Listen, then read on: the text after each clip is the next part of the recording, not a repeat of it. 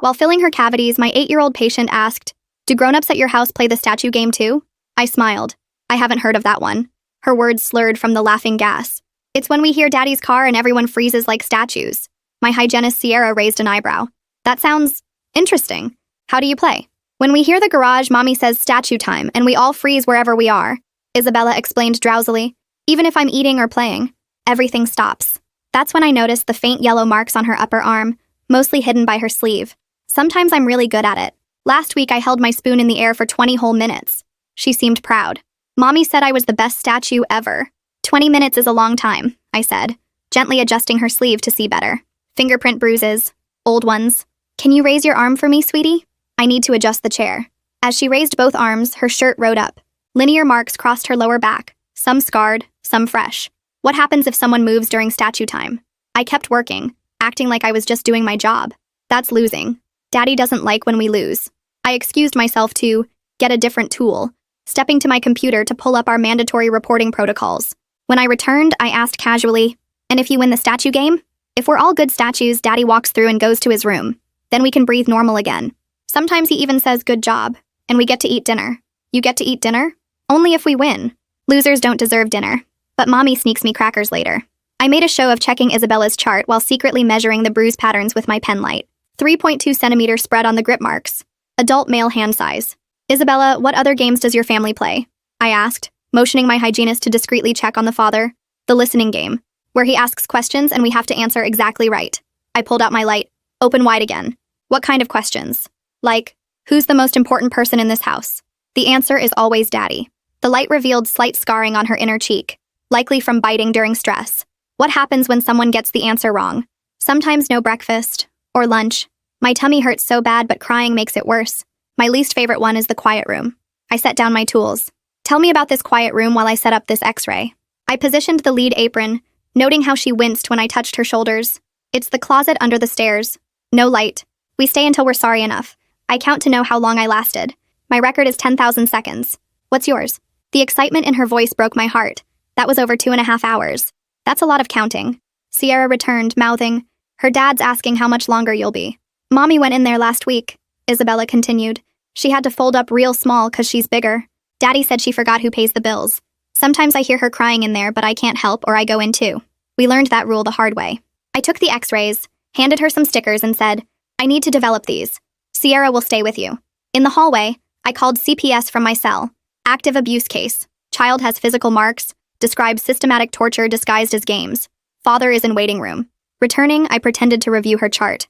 "Isabella, has anyone else seen you play these games?" "No, silly. It's a family secret. Daddy says other people wouldn't understand our special rules." I gently examined her neck, finding more old bruises hidden by her hair. "Does your teacher know about the statue game?" "No, we're really good at keeping secrets. Paul's getting good too. He hasn't cried in the quiet room for 3 weeks. He's only 6. The neighbors called the police once about the screaming.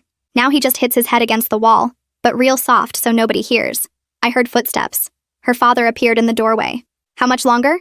"Just finishing up," I said calmly, my body blocking his view of Isabella. "Maybe 10 more minutes." He grunted and left. I turned back to Isabella, who was now completely rigid with a faraway look in her eye. I almost moved when he came in. I almost lost. I finished quickly as 2 officers arrived through our back entrance. Sierra had called them while I was documenting. "You did amazing today, Isabella," I said, removing her bib. "The best patient ever. Better than being a statue? So much better." I stepped into the hall where the officers waited with a CPS worker. I told her everything. The bruises, mouth scarring, games, the brother. Through the door window, I watched Isabella swinging her feet, finally relaxed. She didn't know it yet, but soon she'd never have to play statue again. Jasmine Matthews pushed past me into the treatment room and knelt down next to Isabella's chair, her badge clipped to her belt catching the fluorescent light. Isabella's eyes tracked from the badge to Jasmine's face, then back to me, her legs still swinging but slower now. Jasmine smiled and told Isabella she worked with kids and families, that she had a really cool playroom at her office with toys and art supplies. Isabella asked if there were crayons because she loved purple ones the best. Sierra's fingers suddenly dug into my arm and she pulled me toward the doorway, whispering that Isabella's father had just stood up from his chair in the waiting room and was pacing back and forth near the reception desk. Through the small window in the door, I could see him checking his watch every few seconds, his jaw clenched tight. Detective Suarez must have noticed our body language because he moved casually from his position near the back entrance to stand between the treatment area and the lobby, his hand resting on his hip near his radio. Jasmine was asking Isabella if she'd like to come see the playroom while the grown-ups talked about boring paperwork stuff that kids didn't need to worry about. Isabella nodded, still drowsy from the sedation, and started to slide off the dental chair. I reached out to steady her, my hands shaking as I helped her feet find the floor. She wobbled slightly and grabbed my scrub pants for balance. Sierra handed Isabella her backpack while Jasmine stood up and held out her hand. Isabella took it without hesitation, probably because Jasmine had that same calm energy good teachers have. We started walking toward the back exit, Isabella between Jasmine and me, when the shouting erupted from the lobby. Her father's voice boomed through the clinic demanding to know where his daughter was, why she wasn't done yet, that he had places to be. Isabella froze instantly, that same rigid posture I'd seen earlier when he appeared in the doorway. Detective Suarez and his partner moved fast, their footsteps heavy as they headed toward the lobby while Jasmine scooped Isabella up and hurried toward the back door. I held it open as we rushed into the parking lot, Isabella's arms tight around Jasmine's neck. Through the back window of the clinic, I watched the two officers trying to calm Isabella's father down, but he was pushing against them, his face red and twisted with rage. His partner had his hands up in a calming gesture while Detective Suarez stood firm, blocking the hallway. Isabella turned her head at the noise and asked why Daddy sounded so mad. Jasmine shifted Isabella to her hip and said sometimes grown-ups needed timeouts too when they got too upset, just like kids did. Isabella nodded like this made perfect sense, which made my stomach turn because it probably did in her world. Jasmine's car had a booster seat already installed in the back, and she buckled Isabella in while I stood there feeling useless, watching the clinic door for any sign the father might break free. Isabella waved at me through the window as they pulled away, and I waved back, trying to smile even though my face felt frozen. Back inside, I walked straight to my office and closed the door, pulling out a legal pad and starting to write down everything Isabella had said during the appointment. My hand cramped from gripping the pen so hard, but I needed every detail documented perfectly. The statue game with the 20-minute spoon hold, the quiet room where she counted to 10,000, the listening game with its trick questions, Paul hitting his head softly against the wall so the neighbors wouldn't hear. I wrote about the bruise measurements, the 2-centimeter spread that matched an adult male grip, the linear marks on her back, the scarring in her mouth from stress biting. Sierra knocked and came in without waiting for an answer, setting a cup of coffee on my desk. She sat in the patient chair across from me and watched me write for a few minutes before pulling out her phone. She showed me the screen where a voice recording app displayed a timeline of our entire appointment with Isabella. She'd started recording the moment Isabella mentioned the statue game, capturing everything on her phone that she'd kept in her scrub pocket. We both knew recording a patient without consent could get us in serious trouble, but neither of us cared about that right now. The evidence was more important than any professional consequences we might face. Detective Suarez came back about 2 hours later, his tie loosened and his face tired. He said they'd booked the father on charges of resisting arrest and disturbing the peace for now, but those were just to hold him while they built the abuse case. He needed copies of everything I had, including my notes, the x-rays showing Isabella's teeth, and inadvertently capturing images of her facial structure, and the photos I'd taken of the bruises under the pretense of documenting her dental condition. He mentioned that another CPS worker was picking up Paul from his elementary school right at that moment, that they'd coordinated the timing so both children would be safe before the father could potentially make bail. I handed him everything I'd prepared, including Sierra's phone with the recording, though he said he'd have to check with the prosecutor about whether that could be used. That evening I sat at my kitchen table staring at the plate of pasta my partner had made, but I couldn't make myself eat it. Every time I tried to take a bite, I kept thinking about Isabella counting to 10,000 in that dark closet, about her mother folded up small in the same space, about 6-year-old Paul learning not to cry anymore. My partner found me 20 minutes later sitting on the bathroom floor sobbing into a towel I'd pressed against my face to muffle the sound. They didn't say anything, just sat down next to me and pulled me against their chest, rubbing my back while I cried about children who thought torture was just a game their family played. I couldn't sleep that night, jumping at every car that drove past our house, convinced each one was Isabella's father coming to find me. The arrest records were public, and it wouldn't take much to figure out which dental clinic had called CPS that day. By 3 in the morning, I gave up trying to sleep and opened my laptop to research what happened next in CPS cases, reading about emergency custody hearings and foster placement protocols and criminal prosecution timelines, until my eyes burned from staring at the screen. The sun was coming up when my phone rang, and Katarzina's name showed on the screen. She wanted me at the clinic early to talk about security before we opened. I drove there on autopilot, my eyes heavy from no sleep. The parking lot was empty except for her car. She had coffee waiting in her office and pushed a cup into my hands before sitting down. She'd already called a security company, and they were sending someone to watch our lobby starting today. She showed me the new panic buttons she'd ordered for every treatment room. We went over evacuation routes, and she gave me a key card for the back entrance that only senior staff would have. The security guard arrived while we were talking, a big guy named Arjun who used to be a cop. Katarzina walked him through the clinic layout while I tried to act normal for our first patients. Around noon, Detective Suarez called my cell. He needed me at the station for my formal statement that afternoon at 2. He mentioned they'd searched the family's house and found some things but couldn't tell me what yet. I told Sierra I had a family emergency and left early. The police station smelled like old coffee and floor cleaner. Detective Suarez met me in the lobby and led me to a small room with a camera mounted in the corner. For 3 hours, I went through everything Isabella had said, every bruise I'd seen, every detail I could remember. He asked the same questions different ways, making sure my story stayed the same. Then he opened a folder and showed me photos from the house. The closet under the stairs was tiny, maybe 3 feet by 4 feet. There were scratch marks on the inside of the door, a child's fingernail marks. One photo showed the kitchen timer Isabella had mentioned, still sitting on the counter. Another showed stress position marks on the living room wall where small hands had been placed. I had to look away. He asked me to draw diagrams of where I'd seen bruises on Isabella's body. My hand shook as I sketched her arms, her back, marking each injury I'd documented. When I finally left the station, the sun was setting. I sat in my car for 10 minutes before I felt steady enough to drive. My phone rang as I pulled into my driveway. It was Jasmine Matthews. Both kids were safe in emergency foster care, placed together with an experienced family. They'd had their forensic interviews that day. Paul had confirmed everything Isabella said and told them worse things. Things about being made to stand on one foot for hours. About having to eat food off the floor when he spilled. About their dad making them fight each other for his entertainment.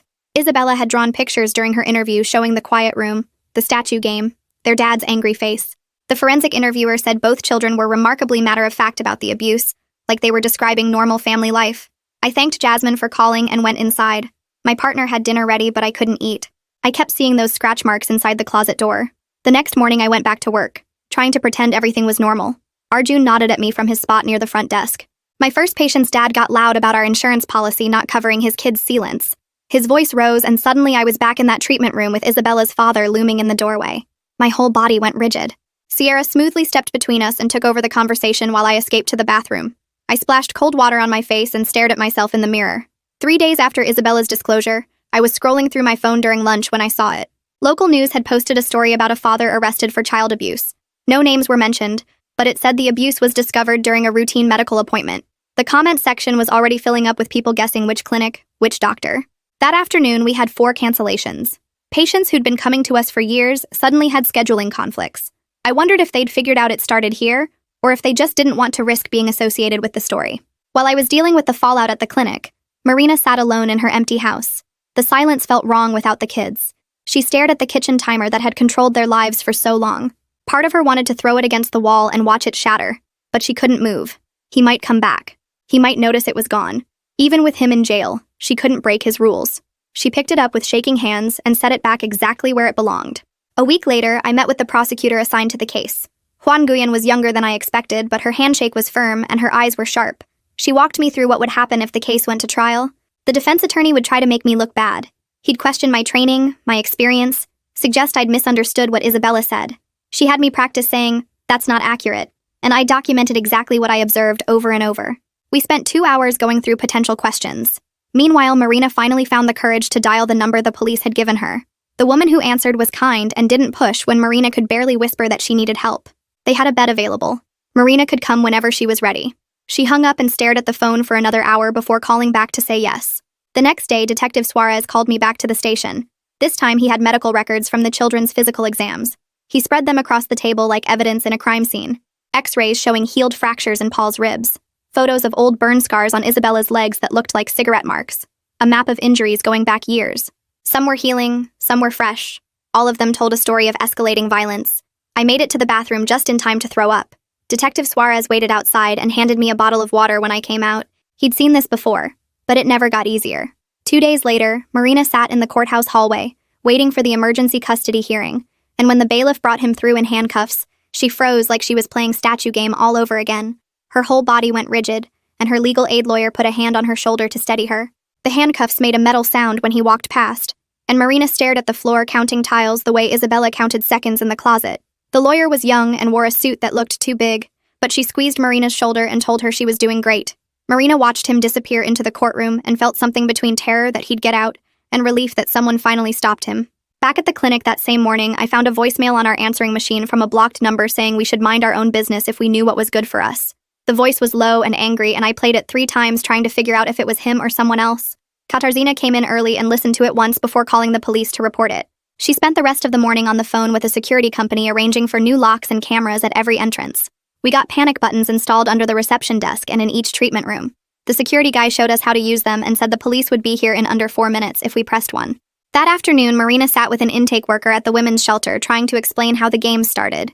She told the woman how at first she just wanted to keep him calm after bad days at work. The statue game started as a way to give him space to cool down when he got home angry. Then it became a rule, and then the rule became everything. The intake worker didn't look shocked or disgusted like Marina expected. She just nodded and said she'd heard similar stories from other women. She said the games always start small and grow into something else. Marina cried when the woman said it wasn't her fault, even though she enforced the rules. The next day, I sat at my desk with Isabella's dental records spread out, creating detailed diagrams for the prosecutor. I used my medical training to mark each bruise and scar with dates based on the healing patterns. The grip marks on her arm were about 3 weeks old based on the yellow coloring. The scars on her back went back months or maybe years.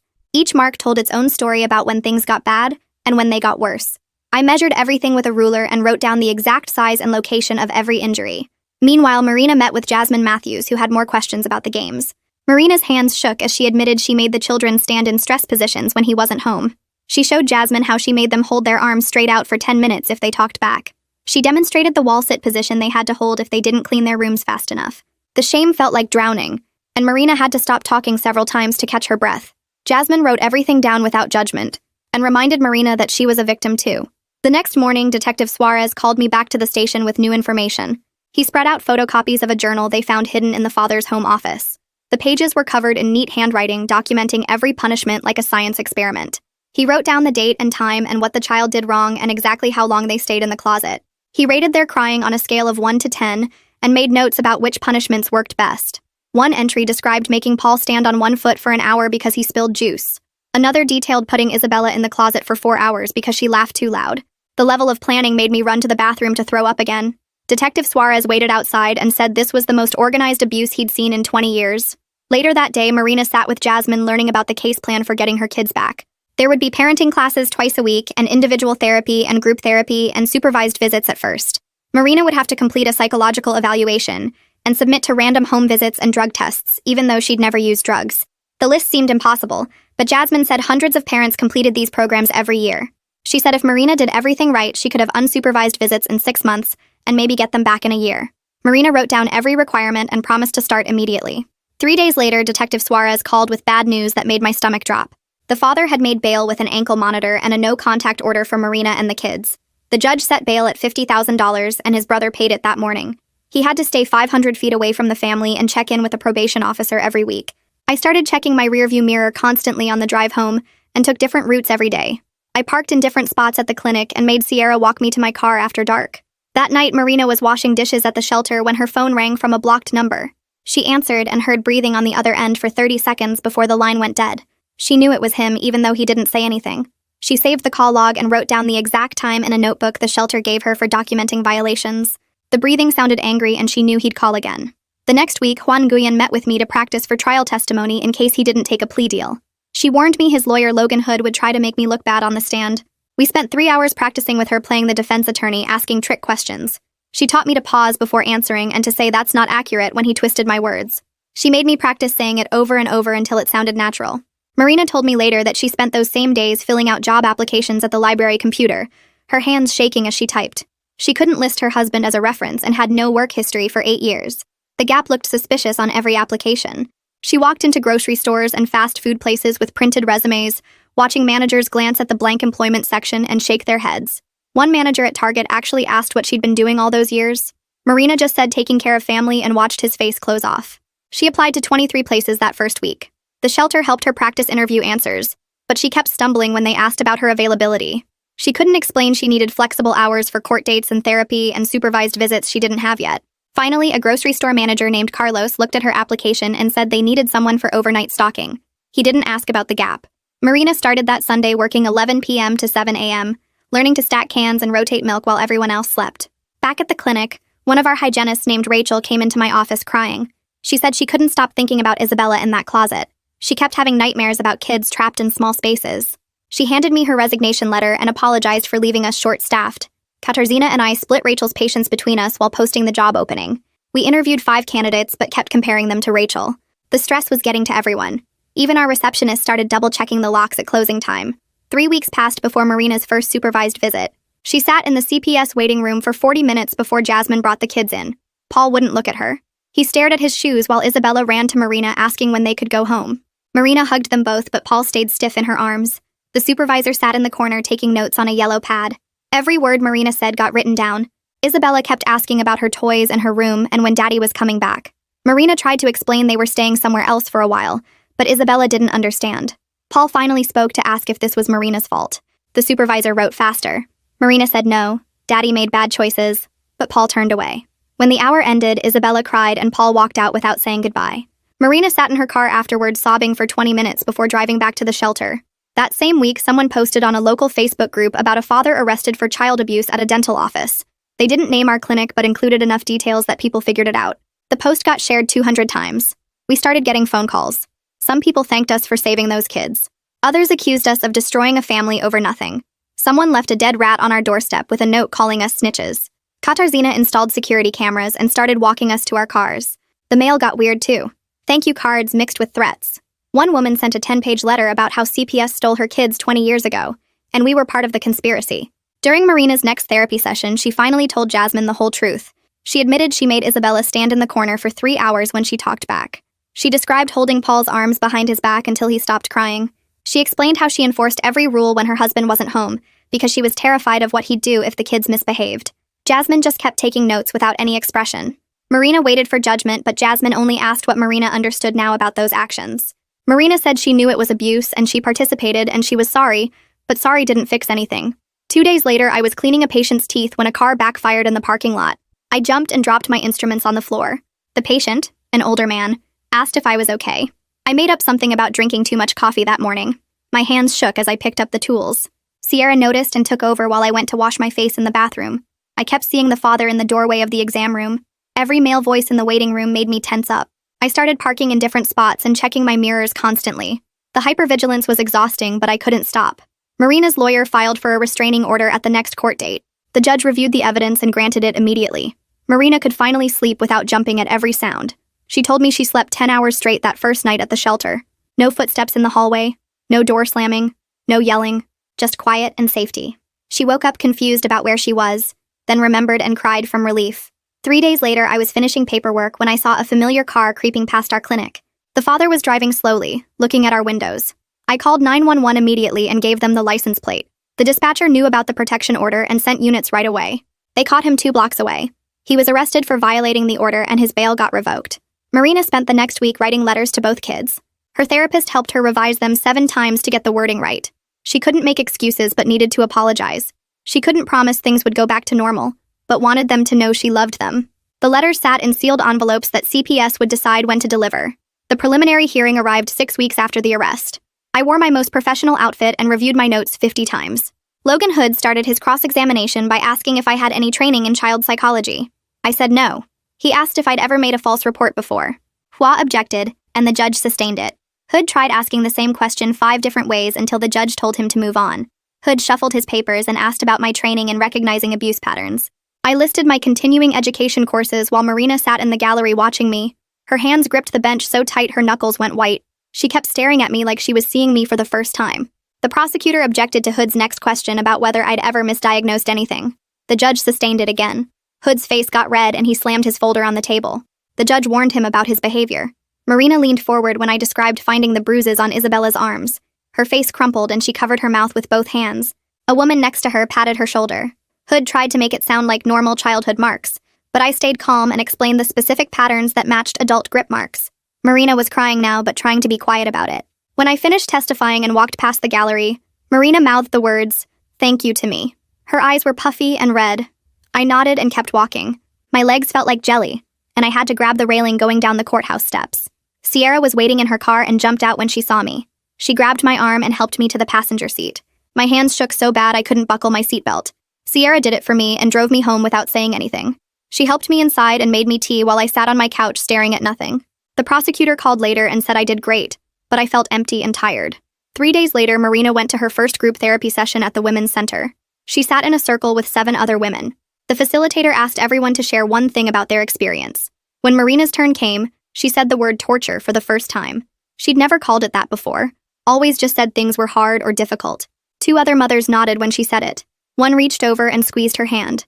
They all knew what that word really meant. Marina cried through the rest of the session but stayed until the end. That same week, I was doing a routine cleaning when my phone buzzed with a text from Detective Suarez. I excused myself and read that the father had shown up at Paul's school trying to get information about him. The school called police immediately, and they arrested him for violating the protection order. His bail got revoked and the judge ordered him held until trial. I went back to finish the cleaning, but my hands were steady this time. Knowing he was locked up made everything feel safer. Marina heard the news from her lawyer and felt relief mixed with panic. Part of her brain still expected him to come home. She caught herself setting the table for 4 people at the shelter. She still jumped when she heard car doors slam. During her next therapy session, she admitted something she hadn't told anyone. She'd been planning to take him back. Not consciously, but she'd been saving money in a separate envelope, researching apartments near the jail, even looking up visiting hours. Her therapist didn't judge, just asked what Marina wanted to do with that information. They spent the session making a safety plan for weak moments. Marina wrote down 10 reasons she couldn't go back and kept the list in her wallet. Meanwhile, I sat at my desk after work and pulled out a piece of paper. I wrote Isabella a letter I knew I'd never send. I promised her she'd have boring dinners where nobody had to be perfect. I told her she'd get normal bedtimes and could move whenever she wanted. I wrote that someday the statue game would just be a bad memory. I folded the letter and put it in my desk drawer with her drawing. 2 weeks later, Marina got approved to move from the shelter to transitional housing. It was a tiny 1-bedroom apartment, but it had windows that opened and no closet under the stairs. She walked through it 3 times, checking every door and corner. The property manager thought she was looking for damage, but Marina was just making sure there were no small dark spaces. She signed the lease and got her keys. On moving day, she only had 2 boxes and a garbage bag of clothes, but it felt like freedom. She found the kitchen timer in one of the boxes and held it for a long time. Then she walked to the Goodwill donation bin down the street and dropped it in. She heard it hit the bottom with a small thud. Back at the clinic, Katarzyna called me into her office. The dental board had opened an investigation after Hood filed a complaint about my unprofessional conduct. He claimed I'd overstepped my boundaries and violated patient confidentiality. Katarzyna said not to worry because she'd already sent them all our documentation showing I'd followed every protocol perfectly. I welcomed their review and gave them copies of everything. I knew I'd done the right thing. Marina met with prosecutor Juan Guyon the next week to discuss a plea deal. The father would serve 5 years in prison, register as an offender, and have no contact with the family for 15 years. Marina wouldn't have to testify, and more importantly, neither would the kids. She agreed immediately. Nguyen explained he'd still have to formally accept it in court, but she expected him to take it. Marina signed the paperwork with a steady hand. When I heard about the potential plea deal, part of me felt disappointed. After everything, it seemed like there should be more of a fight, more drama, some big courtroom showdown. But Jasmine reminded me during a follow-up call that the goal was never about winning some legal battle. It was about protecting Isabella and Paul. She was right, and I knew it, but it still felt weird to have it potentially end with paperwork instead of a verdict. 3 days later, Marina called me through Jasmine to thank me for saving her kids. Her voice cracked when she told me she'd been trying to record her victim impact statement for the judge, but kept breaking down every time she got to the part about Paul hitting his head against the wall. She'd sit in front of her phone with the voice recorder app open and start talking about what their father took from them. She'd get maybe 2 minutes in before the crying would start, and she'd have to delete it and try again. On her 6th try, she made it all the way through by focusing on one word at a time, instead of thinking about the meaning. She wanted the judge to understand that this wasn't just hitting or yelling, but something way worse that stole her children's ability to feel safe anywhere. Meanwhile, the dental board sent their decision letter clearing me of any wrongdoing in the case. They actually praised my documentation and said I'd followed every protocol perfectly, which made me feel better about the whole thing. Katarzyna made copies of the letter and framed one for the break room where everyone could see it. She said it was important for the whole team to know they'd done the right thing by supporting me that day. The next week, Marina met with Jasmine about getting her kids back eventually. CPS laid out this huge list of requirements, including therapy twice a week and parenting classes every Saturday morning. Marina would need random home visits where they'd check everything from her fridge contents to whether she had working smoke detectors. The supervised visits would start at 2 hours once a week and slowly increase if everything went well. Marina signed every paper they put in front of her without even reading the fine print. She told Jasmine she'd do whatever it took, even if it meant jumping through hoops for years. Back at the clinic, our new security system became just part of the routine after a few weeks. We had these fancy key cards now that tracked who entered which areas and when. Sierra joked that we were like a spy movie with all the protocols, but really we all felt safer knowing nobody could just walk in anymore. The buzzer system for the front door meant we could see who was coming before letting them in. During one of Marina's supervised visits at the CPS office, something amazing happened. Paul actually laughed at a joke Isabella told about their foster family's dog who liked to steal socks. Marina told me later it was the first time she'd heard him laugh in over a year. The supervisor smiled and wrote something in her notebook that looked positive based on her expression. Marina spent the rest of the visit just trying to make him laugh again by doing silly voices when she read them a story.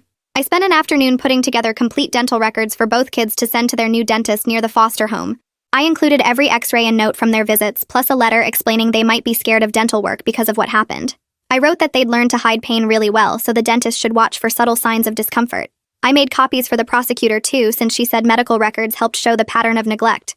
2 weeks before the plea hearing, Marina practiced reading her statement with her therapist over and over. At the actual hearing, she stood at the podium while her ex sat at the defense table staring at his hands. She read about how the kids used to be happy and loud before the game started. She talked about watching them learn to move without making sound, and eat without dropping anything. The judge listened to every word while taking notes. When she finished, the judge looked at the father and asked if he was accepted the plea agreement. He just nodded without looking up. The judge sentenced him to 5 years in state prison with supervised probation after release. He'd lose parental rights permanently, and couldn't have unsupervised contact with any minors, including his own kids. The restraining order would last 15 years, which meant Isabella would be 23, and Paul would be 21 before he could legally contact them. Hua invited me to attend the sentencing since my testimony had been so important to the case. I sat in the back row of the courtroom watching everything unfold. Justice felt smaller than I expected, like it couldn't really fix what happened. But it was still necessary to have consequences and boundaries and official recognition that what he did was wrong. Marina had to leave the courtroom to throw up after hearing the sentence, even though she knew it was coming. When she came back, she looked different somehow, like she was standing up straighter. Watching her read that statement, I could see strength that wasn't there 10 weeks ago when this all started. She'd gone from someone who enforced the statue game to someone fighting to protect her kids. The system had worked even if it wasn't perfect or fast or able to undo the damage. Marina told me later that knowing her kids would be adults before he could contact them felt like she could finally breathe. She'd been so scared he'd get out and come after them or manipulate them into coming back. Now there were legal papers saying he couldn't do that, backed up by the threat of more prison time if he tried. Marina stood at the next family court hearing 3 weeks later while the judge reviewed her compliance reports from CPS. She'd completed 40 hours of parenting classes and hadn't missed a single therapy session in 2 months. The judge signed the order approving overnight visits starting the following month. Marina had already spent her first 3 paychecks from the grocery store painting the kids' room at her transitional housing apartment and buying nightlights shaped like stars. She'd even gotten Paul a weighted blanket because her therapist said it might help with his nightmares. A thick envelope arrived at my office through CPS the next week with Isabella's name written on the return address in careful crayon letters. Inside was a drawing of herself sitting in a dental chair with the biggest smile I'd ever seen her draw, surrounded by hearts and rainbows. I filed it in my locked drawer with all the other case documents, not ready to hang it up where patients might ask questions. Marina's first overnight visit happened on a Friday and turned into complete chaos within 2 hours. Paul woke up screaming 4 times, and Isabella kept testing every single boundary, asking if she could eat cookies for dinner and stay up past midnight. Marina made scrambled eggs at 6 in the morning while both kids sat at the table without anyone having to freeze or play any games. She told her therapist later that just eating breakfast together felt like winning the lottery. The county asked me to join a panel training other mandated reporters about recognizing abuse signs, and I spent 3 hours walking them through everything I'd documented. My voice stayed steady when I showed them the photos of Isabella's bruises and explained how kids normalize abuse through games and competitions. Nobody in that room would miss those signs again. 4 months after the arrest, Marina called my office asking if she could bring Isabella in for her regular cleaning. We scheduled it for a Tuesday afternoon, and when they walked in, Marina looked me straight in the eyes and mouthed, "Thank you," while Isabella ran ahead to the toy box. The whole appointment felt weird but good, with Marina reading magazines in the lobby like any other parent while Isabella chatted about her new teacher and the class hamster named Mr. Whiskers. I locked up the clinic after a completely normal Thursday of cleanings and fillings and realized I hadn't thought about Isabella's father in over a week. My hands didn't shake anymore when cars pulled into our parking lot, and I'd stopped checking my mirrors constantly on the drive home. The healing wasn't done, but it was happening. Marina signed a lease for a 2-bedroom apartment using money she'd saved from 4 months of grocery store night shifts. The kids would share a room with bunk beds she found at a thrift store, but the place had its own entrance and no closet under any stairs. She hung Isabella's drawings on every wall and bought Paul a reading light so he could look at picture books when he couldn't sleep. 6 months after that first appointment, Isabella sat in my chair for her routine cleaning, talking nonstop about her new school's science fair, where she'd grown beans in different types of soil. Marina sat in the lobby reading an actual magazine instead of watching the door, looking like any regular parent waiting for their kid. When Isabella opened wide without any fear or hesitation, showing healthy teeth and gums with no new injuries anywhere, I knew we'd all made it through something terrible and come out different, but okay, on the other side. Well, folks, that's all for today. Thanks for sticking around while I asked all my questions and wondered about things. If you made it to the end, drop a comment. I love reading all your comments.